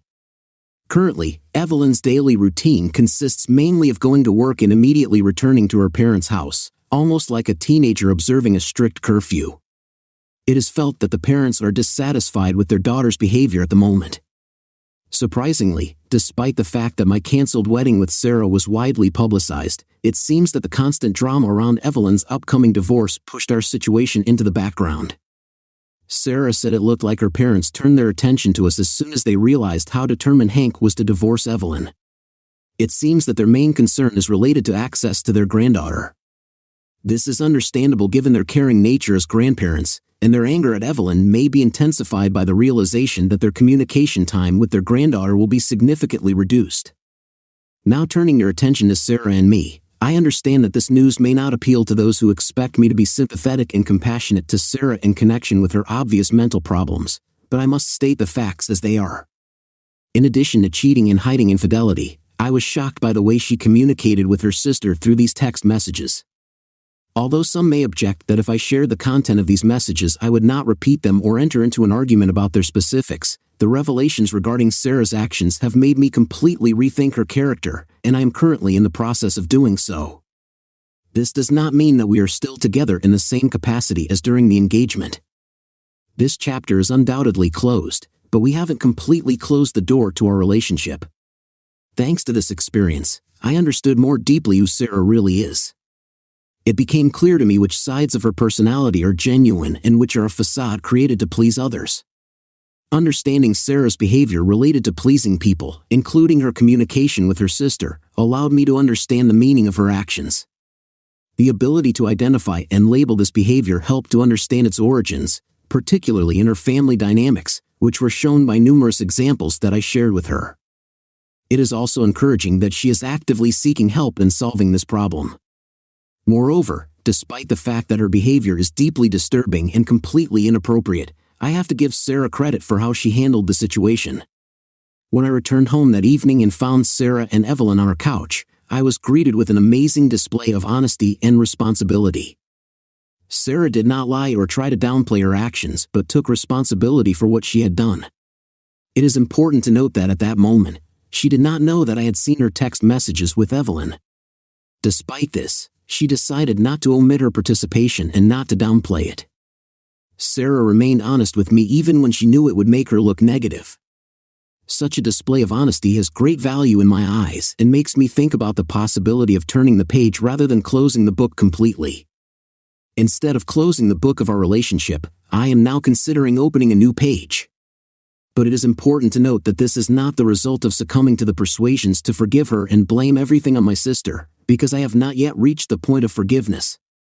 Our situation has undergone significant changes. Sarah moved back into her old room at her parents' house, which is similar to the situation with Evelyn, but Sarah is going to leave there in a couple of weeks, realizing that such an environment does not contribute to her mental well-being and does not help to actively solve her problems. In order to help Sarah find her own place to live, I took it upon myself to repay her share in the house with regular payments deducted from my salary. This will help her to cover the costs associated with the purchase of an apartment. It should be clarified that Sarah and I are not together at the moment. At first, it was difficult for her to accept this reality, and I understand her point of view and can sympathize with her. But if Sarah is really facing similar emotional problems as it seems to be, then it is vital for both of us to prioritize our personal well-being and personal growth. It began to seem to me that if I told Sarah about her emotional problems, it would serve as a catalyst for her to finally seek the professional help she needed. Just to forgive her without addressing the underlying problems means to hush up everything, creating the ground for a potential catastrophe in the relationship in the long run. Ideally, I would like her to open up to me earlier, and I would be able to cope with this problem as a supportive and caring partner. Unfortunately, she didn't give me that opportunity. But anyway, it is very important for both of us to face these problems face to face and make her well-being a priority, as well as take care of the health of our relationship. It is a pity that we did not have the opportunity to resolve these issues earlier, but at the moment, this is the best course of action that I can take. Currently, our relationship with Sarah is in a state of uncertainty. We are both in a state of expectation.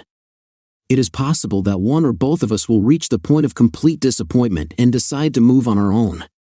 Although, of course, this can happen to me, but I have no desire to further complicate my life by seeking intimacy with another woman at the moment. Therefore, if any changes occur, it will most likely be a matter of several months. At the moment, I keep a sense of patience and wait until we come to a final solution to this issue. There is no need for everything to develop rapidly at an emotionally overwhelming pace. Reflecting on my current situation, I found myself financially separated from Sarah. We don't live together anymore, and I'm cautiously skeptical about the whole situation. I am not naive about the problems we face. If I get to the point where Sarah's problems seem insurmountable to me or restoring trust between us becomes impossible, I will leave without hesitation. I want to clarify that I do not consider the situation with Sarah completely hopeless despite the upcoming difficulties. Although it may be difficult, I am willing to wait and watch how events unfold. Moreover, I have taken steps to find my own consultant who would help me understand the events of the last few weeks and analyze our behavior in our relationship. I admit that although Sarah may have deceived me, I also played a role in voluntarily agreeing to this deception. It's easy to appreciate a friend who constantly agrees with you, willingly coordinates her desires with yours, and puts your happiness at the forefront, but the difficulty lies in understanding how much of this behavior is dictated by sincere love and affection for me and how much by Sarah's deep need to please others fueled by fear of rejection and anxiety. At the moment, apart from the complete rejection of our relationship, we need to explore the depth of this issue. Understanding the true nature of Sarah's actions and emotions will be crucial to determining the future of our relationship. In the end, only time will tell the answer to the question about the state of our relationship with Sarah. 3 months have passed, and now Sarah and I have a complicated and somewhat ambiguous relationship status. A couple of days ago, she came to me with disturbing information she overheard, that her sister and parents were plotting a false accusation against Hank. Sarah approached me with a plan to gather evidence that could serve as a basis for holding an emergency hearing on the custody of the child, effectively trying to change the dynamics in favor of her sister. Despite the fact that Sarah is my ex-fiancée, I still believe that she has good intentions and sincerely wants to help, but I cannot rule out the possibility that she is using this opportunity to show her neglect of her sister. My sister's involvement played a role in the events that led to Sarah becoming my ex-fiancée. At first, I wanted to advise her to just inform Hank and his lawyer about the situation and wash her hands of it, but Sarah insists that I help her implement some kind of plan to confuse the situation, allowing her to collect evidence that can be used by Hank for strategic purposes during the divorce process. She convincingly proves that such an opportunity may not come again. Although I understand her point of view, I still need to carefully consider the consequences of involving myself in this scheme. But if we consider the possibility that I can actually help Sarah in some way, would it be fair to call me an insensitive person for choosing not to? It is worth noting that my indecision is due to concerns about Sarah's true motives and intentions. Ultimately, this situation requires careful consideration to ensure that any actions are consistent with our values and the best interests of those involved. I refused Sarah her wedding, saying it was none of my business. As a result, 5 weeks later, Hank and Evelyn had a trial, and Sarah witnessed her sister's infidelity. She confirmed that Evelyn had been cheating on Hank for 6 months. After the trial, Evelyn attacked Sarah with her fists. I was not a participant in the divorce process, but I found out that Evelyn had stolen from Sarah and that she would tell everyone her sister's secret. I wondered what else Sarah was hiding because I was hoping to restore relations with Sarah. That's why I called Evelyn and asked her to tell me what she knows about Sarah. Initially, Evelyn wanted to interrupt the conversation, but then she said something that shocked me. My innocent and good sister is not who she claims to be. Evelyn interrupted the conversation, and I rushed to my office to see what Evelyn had sent me. After 5 minutes of waiting, the letter arrived, and I was shocked when I saw its contents. There was a link to the OnlyFans website and Sarah's account. I couldn't believe my eyes. No, she couldn't hide it so thoroughly. But after studying her account, I realized that it was true. I solved this dirty trash and sent out a link to her account to everyone who knew Sarah, and then the fun started. Sarah called me first. She was furious, insulting me and Evelyn. She promised that her sister and I would regret what we had done. I didn't listen to her for a long time and broke the conversation. Many friends sent their condolences and expressed words of joy that I did not marry such a woman. In general, Sarah's life changed dramatically. She was fired from her job, lost friends, and the support of her parents. She was disgraced in front of everyone who knew her, and she deserves this punishment. How grateful I am that I didn't have time to marry her. Gentlemen, it's a nice bonus for you if you've listened to this long story. Story 2. My name is Josh, and sometimes I wonder if I chose this life or if she chose me. Despite everything, it wasn't always smooth. When I grew up on our family farm and participated in the Future Farmers of America program, it seemed to me that I was destined for this path. It was in my second year at ISU that I met Jessica, my wife, who also came from a farming community. After graduating from high school and receiving an agricultural education at the University of Iowa, it seemed to me that I already understood everything. Jesse's family, like mine, was engaged in the cultivation of various crops. We both understood the problems and difficulties associated with farming and belonging to a farming family. It wasn't just the shared farming experience that brought us closer together, we both had a desire to explore the world beyond the fields. While I focused on improving my farming skills and finding innovative ways to ensure the sustainability of our farm for future generations, Jessie took up the study of accounting and finance. Her goal was to find strategies to make farming a profitable enterprise. Our goal was clear: to achieve what was inaccessible to our ancestors. Our plan seemed simple: get married right after college, work on my parents' farm to save money for a year or two of travel, and then settle down and start a family. Unfortunately, life decided otherwise, and our dreams were never realized. It always seems that circumstances are stacked against us. The first serious setback was the premature death of my father. He passed away while trying to harvest on time. I found him sitting on the ground, his life ended in an instant. I found my father's lifeless body leaning against the back wheel of our big tractor, as if he was peacefully dozing. According to the doctor, the cause of his death was a pulmonary embolism. At that moment, I realized only one thing: my father is no longer with us. Overcome with grief, we knew what to do. Dreams of traveling were discarded, and we took up housekeeping. At least not me, this decision was made 15 years ago. Jessie managed to postpone the creation of a family for another 4 years. It looks like she wasn't ready to give her life to a piece of land yet, but as is inevitable for all of us, in the end, she did too. 10 years ago, we had our first child, Tommy. My friend, I'm in a quandary.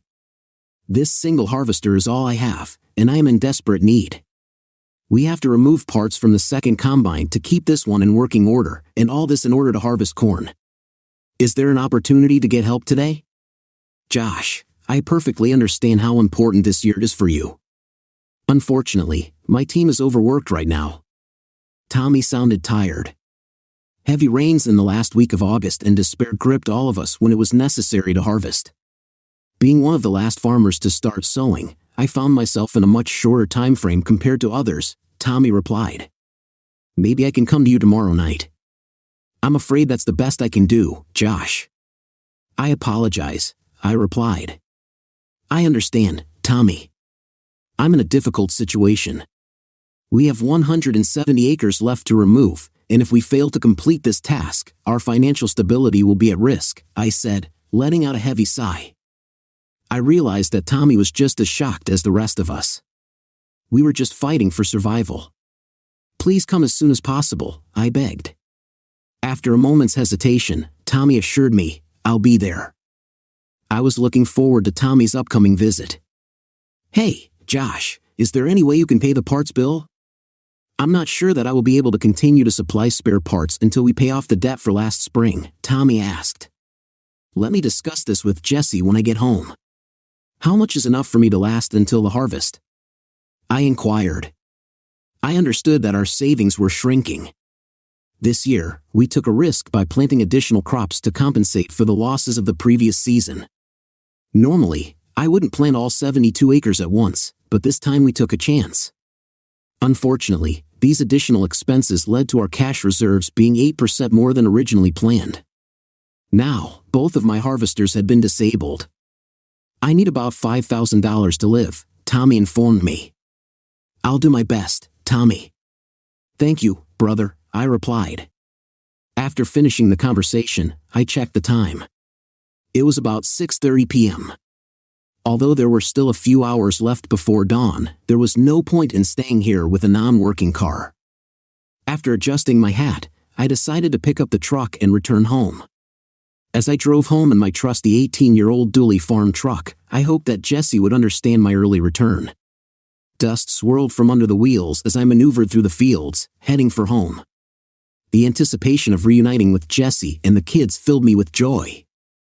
I hadn't spent much time with them in the last 72 hours. Harvesting took all my attention and strength. It was clear that physical exhaustion was beginning to make itself felt. I didn't want to resume the unfinished disputes that we had postponed until the harvest, but it seemed inevitable. I clearly remembered the intensity of those minutes. Josh, there has to be more to life than just vegetating during every farming season, Jessie lamented, and her longing for another life was obvious. She once again convinced me of the need to sell the farm. City dwellers have returned and are trying to convince us independent farmers to give up our way of life, Jessie said. But that's all we know, Jessie, I retorted, feeling tired of these constant arguments. What would we do at all if we weren't farmers? I'm an accountant, she reminded me, as always, and you could go back to school and get an engineering degree. Jessie's suggestion echoed the one we had already discussed countless times. I only had a few credits left to get a double major when I graduated from high school. Once, this dream seemed quite feasible. I know it may not provide you with the freedom you want, Jessie said, acknowledging my concern, but it will provide a stable job and allow us to accomplish some of the things on our wish list. Over the past few years, her dissatisfaction with the current situation seemed to outpace the growth of our harvests. It was difficult for me to understand her point of view. After all, farming was our common choice in agreement. Why should we succumb to the influence of corporate farmers, Josh? With the offer they made us, we could pay off all our debts, get you back to school, and the remaining funds would be enough to buy a modest house in the city. I'm sure I can support us while you finish your studies. We'll make it work, Jessie offered, her voice full of hope. Jessie, I'm tired of this conversation, I replied, feeling the severity of our current circumstances. Let's focus on harvesting first, and then get back to this topic. She understood my answer as the last word on the matter. It was 2 weeks ago, just before she attended a 2-day seminar on taxation. Since then, the harvest had begun, leaving no room for further discussion. When I parked the truck in the yard, a feeling of fatigue and anxiety came over me when I noticed something was wrong. All 4 children were sitting together on a pile of dirt near the equipment shed. 10-year-old Mary took command, giving orders to her younger siblings, 8-year-old Jimmy and 4-year-old Carol, while 2-year-old Susie was imprisoned in a hastily constructed children's pen. Jessie Subaru, oddly enough, was missing. Getting out of the car, I braced myself for the inevitable influx of children rushing towards me. "Mary, where's Mom?" I asked anxiously. "I don't know," she replied, with a note of relief on her dusty face. "She left recently, said she would be home before you." "Okay, honey, take care of your brothers and sisters for now, and I'll go find out where Mom has gone," I instructed. Mary nodded in agreement, assuming the role of Jimmy and Carol's temporary guardian. When Susie was released from the enclosure, the air was filled with a distinct smell, signaling that it was time to change her diaper. My frustration grew as I realized that neglect had occurred. Jessie had never treated our children with such disregard before, so my anxiety increased. Despite searching every corner of the house, there was not the slightest hint of where Jessie could have gone. But then my eyes fell on a folded postcard lying in a cast-iron frying pan on the stove. Driven by curiosity, I unfolded the postcard and read its devastating message. "Josh, I can't live this life anymore. I've met someone else and I'm leaving you. Jessica." My heart sank when I realized the depth of the situation. A quick examination of our electronic bank accounts showed the seriousness of Jessie's actions.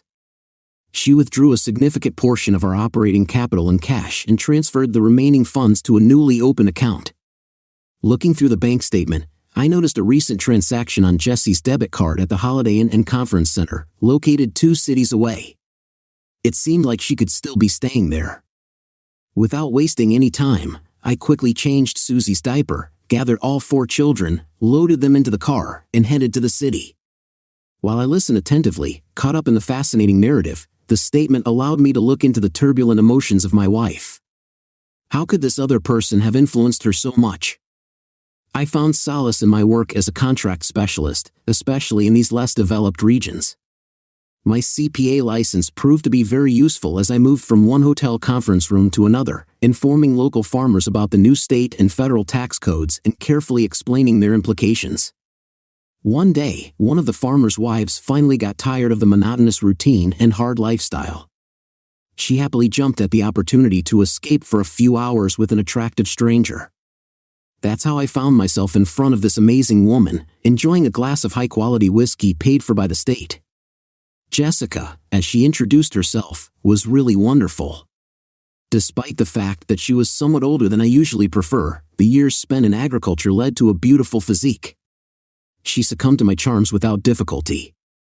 This meeting took place in the first part of my 2-day session. I was proud to share with her photos from my previous trips to Paris, London, and Amsterdam. During our conversation, I immersed Jessica in stories about the vibrant cities I had visited, emphasizing her desire to break out of the vicious circle of farming life. I convinced her that she was worthy of a man who would truly appreciate her virtues. At the end of the night, when we had a few more glasses, she readily followed me to my bed on the first night of the conference. Before we parted, I seduced her with an offer to join me in future adventures. "You have to travel with me," I whispered to her. "On the last day of our life together, exactly a week ago, although I have seminars next week on Thursday, I will be driving through the city again. Be here and come with me." I don't know why I asked her about it, because I usually didn't go that far, but she was so adorable between the sheets. "I can't. I have a husband. I have children here. I can't leave them." I could see she was nervous. "We've already found out that she never cheated on her husband, even in college when they were dating. You deserve better, baby." "He can't give you what I can give," I thought for a moment before sweetening the deal. "I'm going to Galveston next month. Come with me. We could go on a 3-day cruise to explore the beautiful Caribbean islands and maybe visit the charming Key West." I could feel the longing in her eyes, the thirst for freedom and adventure. Deep down, I knew that she didn't love me and probably never would. In addition, I had a difficult task in front of me to explain Jess to my wife, who was also supposed to join me on this cruise. While I was considering my options, a plan formed in my head. I considered it as a short-term acquaintance, lasting only a couple of days while I drew the necessary documents. After that, I would say goodbye to her in the capital, leaving her only my name and knowing nothing about my true origin. The risk seemed minimal. "I am sure that your husband will come to understand that he is not able to meet your needs and give you the love that you really deserve," I assured her, watching her tense expression gradually soften. It was obvious that she was starting to let go of herself, giving herself up to this idea. But still, doubts arose in her. What about my children? How can I leave them? What is it? She asked, rightly worried about her parental responsibilities. Trying to dispel her doubts, I replied with a sly promise. I just entrusted them to my husband. Until you have a stable foundation, rest assured, I will support you every step of the way. When she looked at me intently, considering the consequences and all the reasons why leaving the family might not be the best solution, I understood her indecision and realized the full weight of her obligations, including the requirements of the harvest season. Knowing about the delicate balance in our relationship, I understood that too persistent pressure on her could lead to her complete loss. With careful steps, I went to my travel suitcase and took out, as it seemed to me, a luxurious Japanese scarf. Introducing it to her, I said, I bought this exquisite thing during my last trip to Japan and patiently waited for the right woman to be found, to whom I could give it. Accept it as a symbol of our connection, as a reminder of me. I saw her pondering this proposal, assessing her readiness for adventure. If you are ready for an exciting journey, come here on Thursday around 3 o'clock. We'll spend the night together and hit the road the next day, I suggested, hoping that she would agree. When she took the scarf from my hands, I discreetly removed the tag with the name of the local import company. I realized that at the airport, I would have to look for another gift for my daughter. The feeling of uncertainty did not leave me when I wondered if she would appear and if our plans would come true.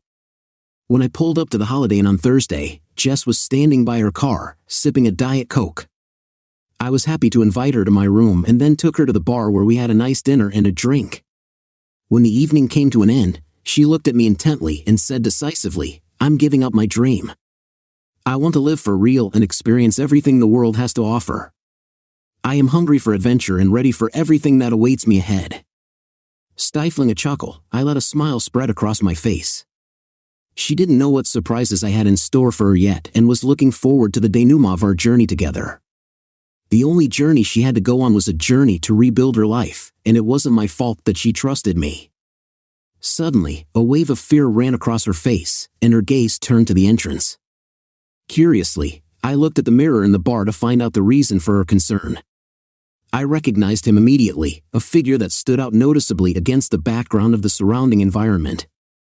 He stood boldly in the doorway, his eyes scanning the room with an anxious expression, and then he looked up at us. At his wife. When the crowd instinctively parting like the sea, he slowly approached us, sitting in the hotel bar. The palpable tension and hopelessness were felt not only by me, everyone who was nearby felt the severity of the unfolding situation. The weight of the moment fell on us, hanging in the air. Right behind my left shoulder, he stopped, looking away. All I could make out were his weathered, calloused hands, evidence of hard work.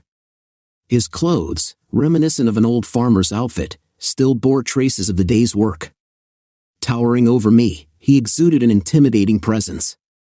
Sitting in my seat, I felt immobilized and could not make a single sharp movement. If I had only known that she was married to such a formidable man, I would have chosen a completely different path. In that frozen moment, my whole life flashed before my eyes. I realized that I was in the perfect position to catch my unfaithful wife, Jessica, in the act. Her car was parked on the street, and I stopped in front of the lobby, entrusting little Mary to look after her brothers and sisters for a short time.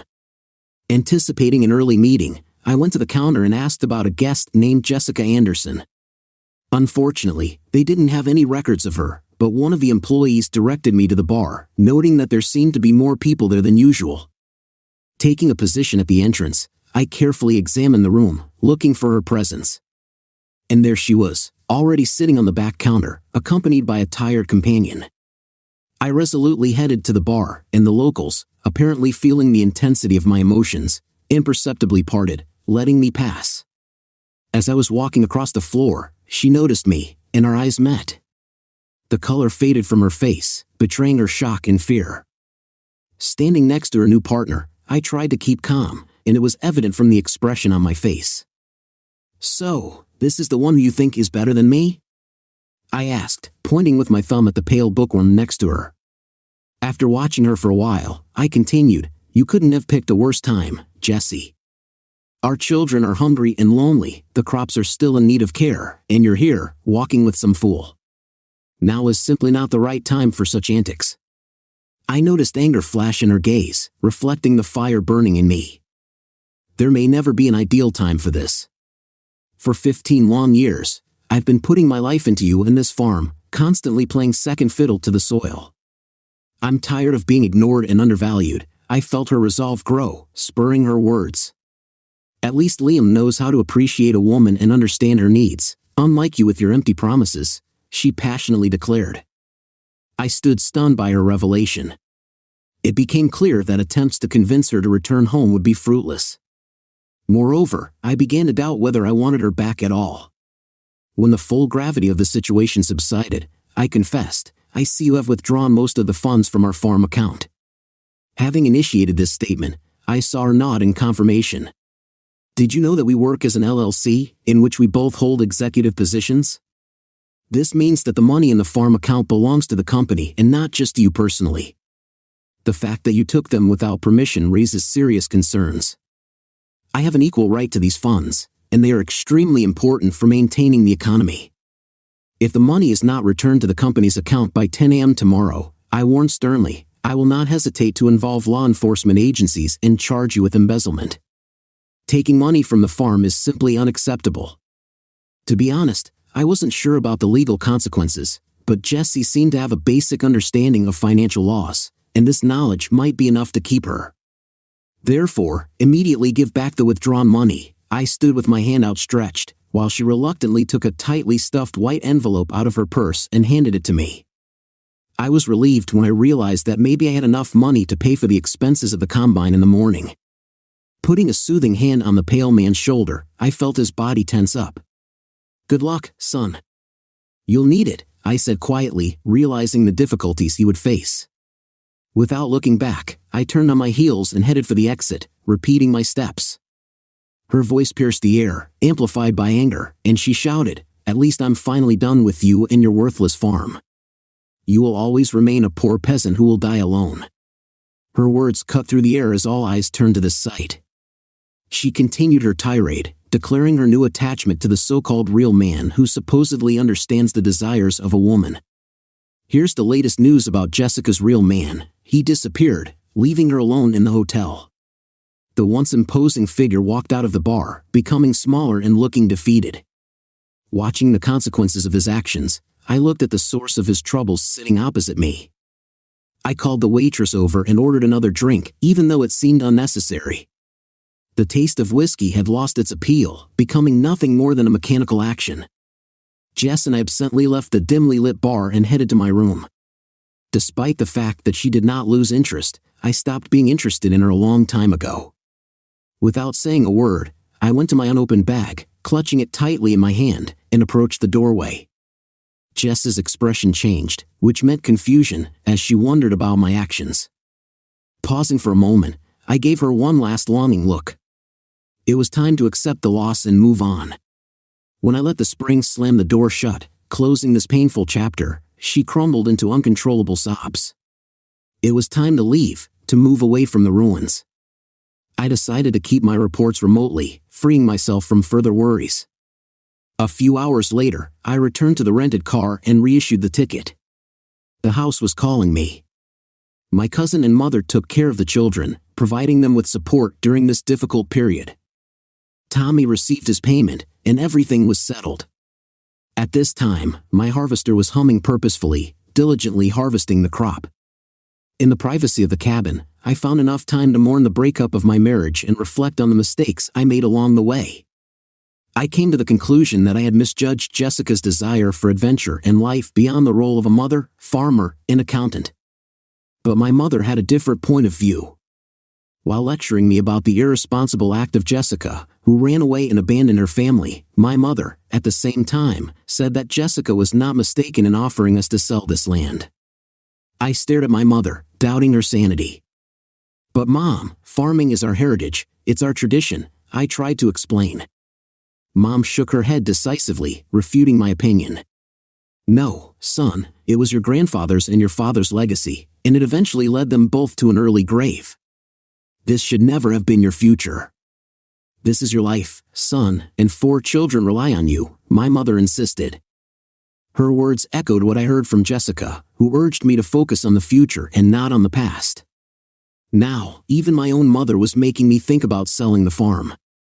After that night at the bar when I ran into her, Jessica was staying with a friend in the country. Her real man dumped her, leaving her alone in a hotel. According to the temporary custody agreement, the children lived with me, and Jessica had limited visitation rights, which she rarely used. The meager harvest was only enough to cover our expenses during the year. The divorce process went quickly, and the custody agreement remained unchanged. After the division of our assets, the buyer showed increased interest in acquiring the farm. It turned out that my plot was the missing link needed to complete the transaction between 2 neighboring farms. While waiting for the final decision on the divorce, we agreed on the price, and I said goodbye to farming life. We moved to a modest house near the college where my mother provided invaluable assistance in caring for the children. With her help, I continued to design and successfully received a diploma. Despite the fact that during my studies I met with girls, my main attention was focused on combining study and parental responsibilities.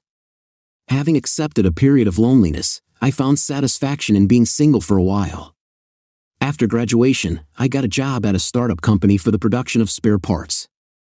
To ensure a work-life balance, I moved my 4 children and my mother closer to my new place of work. Although the salary in the company was not very large, we used to live modestly. The difference was compensated by stock options. We focused on the production of equipment that was really necessary for farmers and, based on my direct experience, provided durability and ease of operation. At this time, Jessie was trying to reconcile. Perhaps she convinced herself that our relationship could still develop. As for me, despite wanting to give her another chance, I couldn't get rid of the memories of how she treated me in the past. I learned that she had established ties with other wives who had become victims of her lover's courtship. Together they appealed to the state with a request to terminate the contract with me. I also heard that the current wife received as a gift a well-designed photo album containing cherished memories of her husband's last trip. Thus, Liam found himself without a job, wife, and family.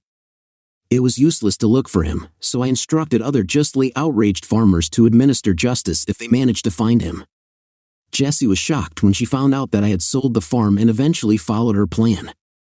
She seemed to be going crazy, realizing that I had achieved what she always wanted, and she was not there to reap the benefits of our years together. The small startup flourished, doubled in size, and eventually went public on the 5th anniversary of its existence. Unexpectedly, I became a millionaire almost overnight, thanks to the accumulated stock options. With this new wealth, my retirement prospects became exceptionally promising. Unfortunately, Jessie was unlucky. She struggled to overcome the reputation she had earned, and local businesses did not give her the opportunity to use her accounting degree. Eventually, she started working as a waitress in the very hotel bar where our relationship ended. Life continued to move forward, and I made a conscious effort to accept it. Jessie sat at the entrance to her shared apartment, eyeing me intently as I dropped off the kids before setting off on a 7-day singles cruise in the Eastern Caribbean. Tired of the responsibilities of a single parent, I longed to communicate with someone, especially a woman. Finally, my personal life got better, and I felt ready for a new chapter. As I stood on the upper deck, overcome with excitement during the departure, my eyes were attracted by the fluttering curls of a honey blonde, resembling a flag fluttering in the wind. This symbolic flag belonged to a slender woman who gave me a sly, flirtatious smile, gracefully raising a glass of champagne in gratitude. Answering her with a smile, I approached her with a sense of intrigue, amused by the thought that this meeting is very impressive for a man whose roots originate in a peasant family.